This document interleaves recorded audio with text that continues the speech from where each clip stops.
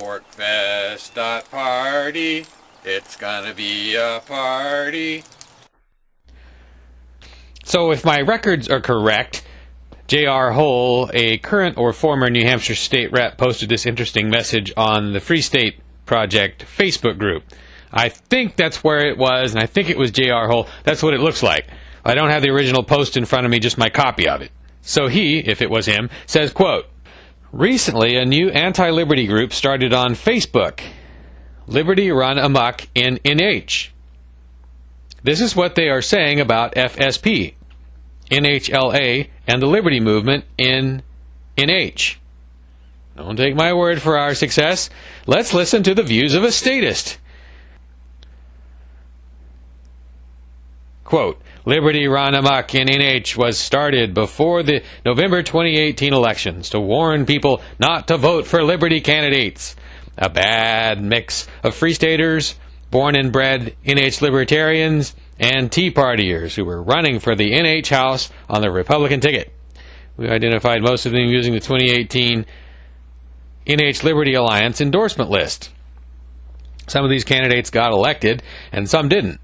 The bottom line was that although many good bills were passed by a Democratic House and Senate in 2019 and 2020, Liberty reps fought vehemently against them, and Governor Sununu vetoed almost all of these bills. Almost all of his vetoes were sustained, thanks to the votes of essentially all Republican state reps representing a more and more radicalized Republican Party, thanks to the Liberty influence. So here we are again with the November 2020 elections rapidly approaching.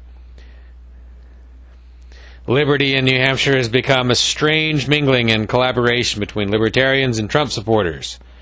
For all of them, it's about liberty and freedom for the individual and not about the common good. This is how the heart and soul of the NH This is now the heart and soul of the NH Republican Party. The role of the Free State Project in all of this has been interesting to watch.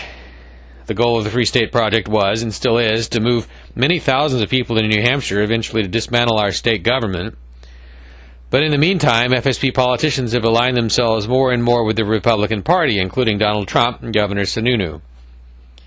They've continued to influence the political infrastructure in NH in operating the NH Liberty Alliance, which they created in 2003 to rate legislatures and then endorse some of them based on their votes. In our next post, we'll present and discuss the 2020 NH Liberty Alliance endorsement list. Unquote. So good on this organization, whoever it is, this new anti-libertarian organization. At least they're not, that's a message that's not spewing hyperbole, right? Not in any large sense.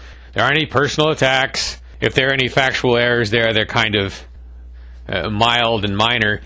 And it's nice to get a backhanded compliment from those folks.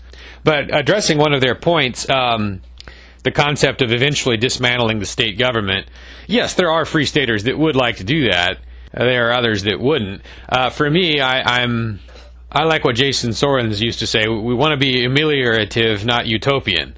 So a complete dismantling of the state government would be so disruptive, it might do some harm. So I like to look for other, solutions to whatever problems we have. Ultimately, we just want to see less aggression, fewer acts of aggression. But actually dismantling it, there's no danger of the ball rolling out of control uphill, right? When was the most I've ever seen done to the state government in terms of reducing its size would have been the 2011 session, roughly, when there was an 11% reduction over a 2-year period in the size of the New Hampshire government budget. But most sessions it's gotten bigger, and that's after 2,000 or 3,000 free staters have moved here. At this rate, it would take all 20,000 of Jason Sorens' dream number, of libertarians moving here, just to get to a point where we have slight reductions in the government on a regular basis. Right now, we have them rarely at the state level, which is, it's probably better than other states, but if we cut the government by 2/3 this year, which we won't. But if the state house did do that, we would probably wind up with a government a little bit bigger than the one that Gene Shaheen ran, and it would probably be a little bit smaller than the one that Smiley ran. I can't remember his name. Smiley. Lynch, John Lynch, when he was the Democrat governor, in the 2009 era. What really happens when you get liberty activists who, they may want an extremely small government. Some of them might even be anarchists that want no nation state at all over them or over anyone. But they can't impose that will on the state.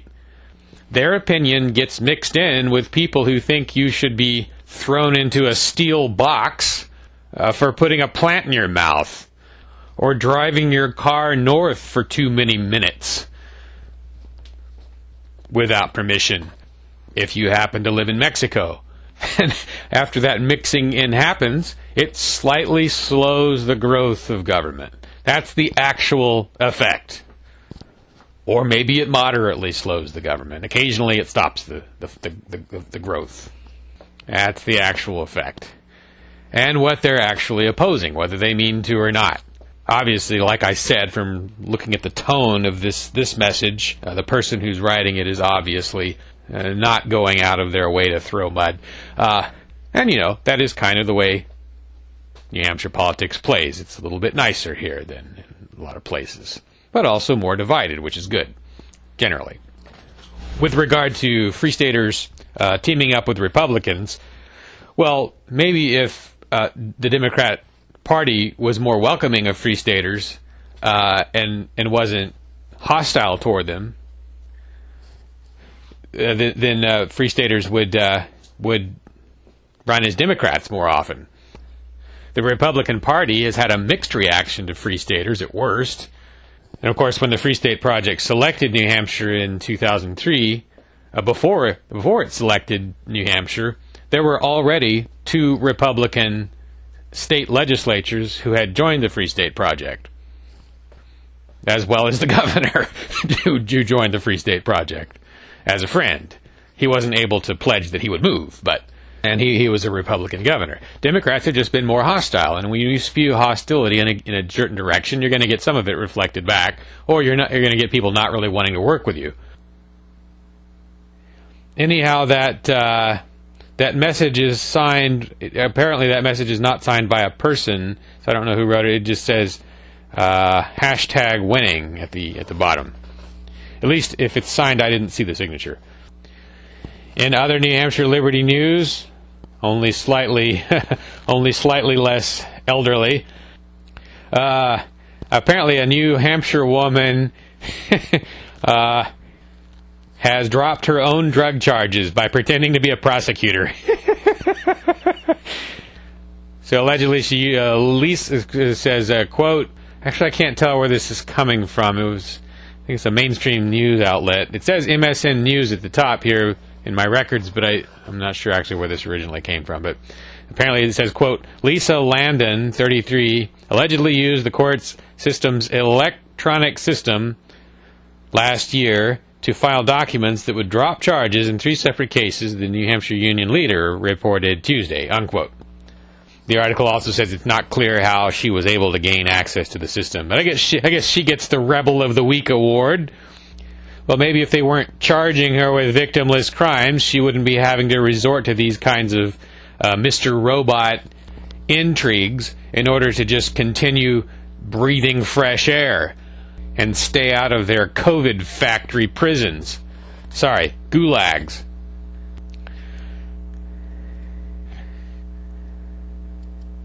So that news comes probably from early December. I've also... Sorry some of this is so late. I had other stuff to report first that got in front of it in line. So in Durham, New Hampshire, there is this message. Again, I'm a little vague on exactly where it came from. I think it's from the town website. Quote, a reminder that neighborhood trick-or-treating will take place this evening, October 30th, 2020, from 5 p.m. to 7 p.m. Unquote. So, a government just changed the date of Halloween, basically. Quote, those participating should incorporate social distancing, mask wearing, and proper hand cleaning, sanitizing, unquote. Hey, speaking of COVID, now that we're about a year into it, I have some thoughts, reflections, and ideas. Sun Tzu used to say, he said be like water, and what he was trying to say is don't be a glacier that is trying to push the rocks aside and grind a hole into the rocks, or make the boulder go forward really slow. You go around the boulder, or you take advantage of the currents. And one thing that I've found as I'm out and about doing ambush interviews and so forth is that all these authoritarians, they want to get up close to me, right, when they confront me. So in that case, I can use the COVID against them. I can say, hey, why are you standing so close to me during a pandemic? You know, especially as considering as how most of them are Karens, right? They're pandemic hawks. Oh, until it's convenient for them to get close to somebody. And now for something completely different. It's not even New Hampshire related, really. But have you been listening to all these, speculations about the rights of artificial intelligences that may come out in the future? Well, I wonder if we should actually be asking a different question, and that is, what is life like for today's computer programs? I think it was Ray Kurzweil who brought up the issue of some of the more high-level artificial intelligences involved in computer games. My theory with consciousness is that it's actually a very simple thing that doesn't require a lot of, thinking to figure out. Consciousness is probably inherent in intelligence. So, even lower grade artificial intelligences operating inside a laptop or something like that have probably a glimmer of intelligence and self-awareness, the same as what an insect has, perhaps. So it's probably time to start asking ourselves, at what point do we start thinking about the rights of, not those entities necessarily, but the higher grade ones. Certainly, they shouldn't be subjected to suffering. And I guess that concept in the Animatrix series, which was a sequel to the Matrix movies, the concept was that if a creature was able to ask to be allowed to live, it should be allowed to live, probably, unless it's killed somebody or something. I guess it's sort of currently the same kind of problem that you have with animals, where it's just, there's no way to open negotiations, right, and work up a mutually beneficial solution for how the squirrels can make use of your yard, right? You can't negotiate with them. But it becomes very different and easier in a way once negotiations are possible because of rising levels of intelligence and communication. Now, scanning my other notes and records. This is from November 5th, a message I got from a Thomas Kenny. He says, quote, I'm in Facebook jail, so I can't comment on your post, but I, too, had issues voting.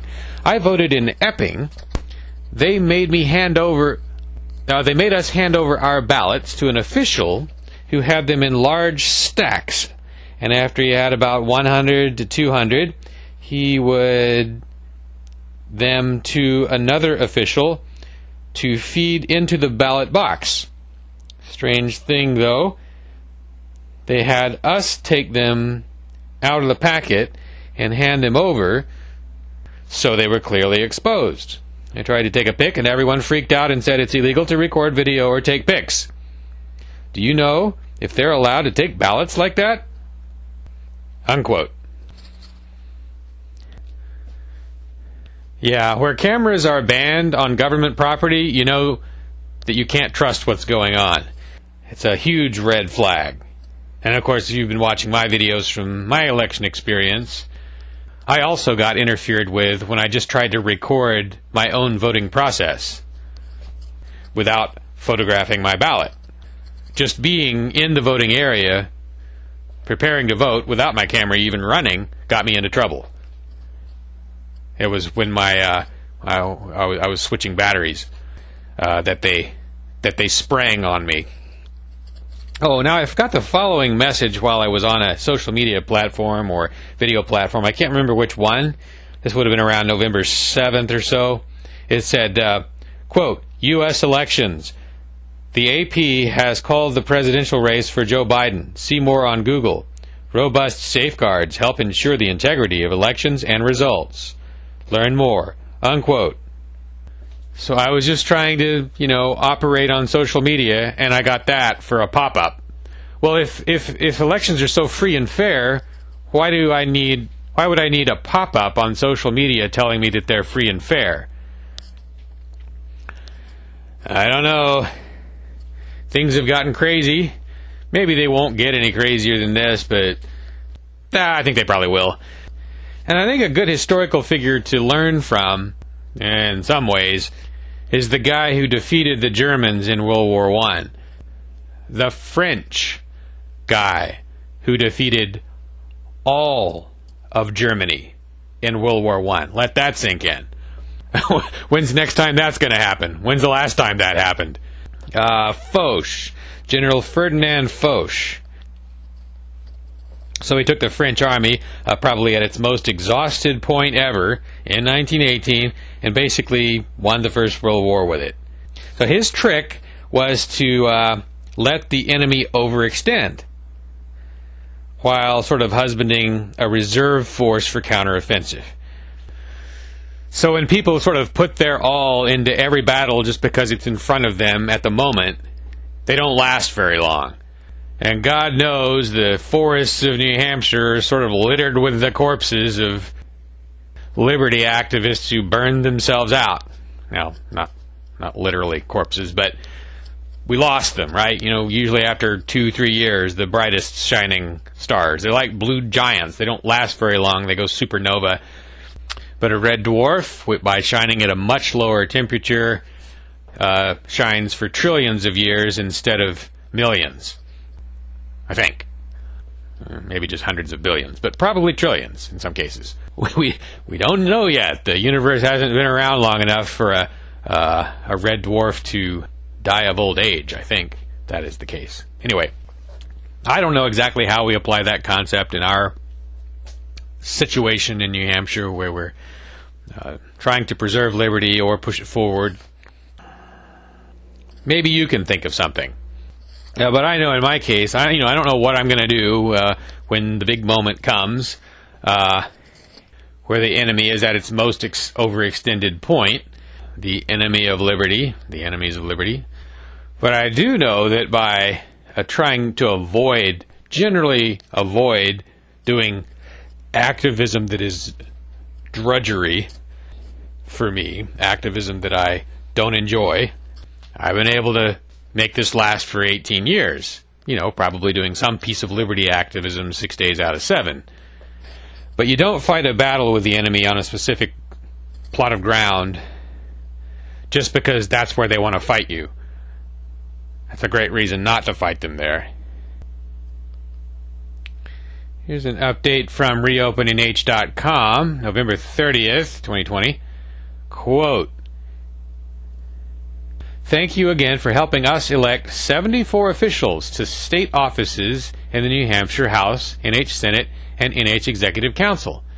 We believe our endorsed candidates, together with other pro-liberty elected officials who didn't seek an endorsement, create a voting bloc that will help make New Hampshire more free. Unquote. Also from them, quote, we stopped a mask ordinance in Manchester. Let's see if we can stop this one too. Unquote. They're talking about an attempted Dover mask mandate. Some interesting bills that have been submitted. I don't know where they stand currently. The list I'm going off of right now is actually before the bills even had names. I guess it's just a list of legislative service requests. So one is relative, quote, relative to the reversal or forgiveness of emergency order violations, unquote. That's got at least one Free Stater co-sponsoring it. Another one, a constitutional amendment. CACR title. So it says, quote, providing that any broad-based sales tax shall be prohibited, unquote. Another one, quote, prohibiting the state from using a face recognition system. That's got a Free Stater sponsor, Carol Maguire, as of that writing, as of when this was written. Here's one that really shouldn't be necessary. Quote, prohibiting municipalities from requiring a license for a lemonade stand operated by a person under the age of 18, unquote. Also submitted or co-submitted by a Free Stater. Oh boy, here's one that's really important. Talk about going right to the heart of all the problems of our time. A bill, quote, requiring food service establishments to establish food allergy awareness procedures, unquote. And this next one actually does sort of speak to our big problem of our time. Quote, relative to circumstances under which police officer disciplinary records shall be public documents, unquote. So as you know, there is a secret list of misbehaving police officers in New Hampshire. And there's just been this long brouhaha over whether to make it public. That bill has a Free Stater co-sponsor, Carol Maguire, a Republican. This is interesting. Quote, another bill, quote, establishing a cause of action against the state to protect individual rights, unquote. That one has two Free Stater co-sponsors. One of them is Amanda Bolden, who has actually become something of an authoritarian, but maybe she's still libertarian on this one issue, or a few others. And there's one, quote, relative to acreage required to build certain single-family housing, unquote. Why does there have to be an acreage requirement to build? Why can't I just buy and build? No wonder no one wants to do anything, or actually gets away with it when they try. I've received a request from a viewer to bring up an old case in New Hampshire, one that predates the Free Staters by probably 10 years or so. The case of Father Gordon Mcrae. This is a guy who was accused of sexual assault back in the days when that whole issue was peaking in the Catholic Church. But various mainstream media outlets, it seems like, around the net are kind of keeping his case in the spotlight just a little bit as a possible case of judicial injustice. Imagine that. I think the claim that they're making was that it was, considered like the lottery, like winning the lottery, if you could get your priest convicted of sexual assault in the Keene area. I guess it was perceived that way, and the claim is that some people acted on it that way, but I don't know. I do think it's interesting, though, that a case this infamous, 18 years into my being in New Hampshire, I'm just now finding out about it. Here's an article from freekeene.com. This would probably be around December 1st of 2020. Quote, on October 10th, Keene Police's James Cimarellis reached out to ARIA regarding a man in a gray truck witnessed stealing multiple DeMezzo signs in Keene, asking for her personal information for a report he was working on. She declined to provide the information, telling him she did not wish to pursue charges, although she did confirm the takings were unauthorized. She said the attack had affected nearly every sign of hers on the highway, and even some private property, finally thanking Cimarellis for his great work. Cimarellis subsequently has closed the investigation. DeMezzo, a vocal advocate of practicing forgiveness, also did not report to the police earlier in the campaign when her convertible was vandalized in an overnight attack. The $2,000 fundraiser to help her with repairs has exceeded its goal. Supporters assisted her with the paint removal, and she paid cryptocurrency to Wilder Automotive in Keene to replace the slashed tire. She's currently working on getting a quote on the slashed cloth top. Updates will be posted to the fundraiser. Unquote. That probably lacks background. So Aria DeMezzo is anarchist candidate running for sheriff in Cheshire County, New Hampshire, living in Keene. More news to follow. God willing. Even if it has to be old news. Where else are you going to hear it, right? Couple other places, but not enough. Ridley out. You've probably heard of Pork Fest, but have you heard of Fork Fest? It's a decentralized alternative. It's also at Rogers Campground at a slightly different time. You don't even need a ticket. Visit forkfest.party. It's gonna be a party.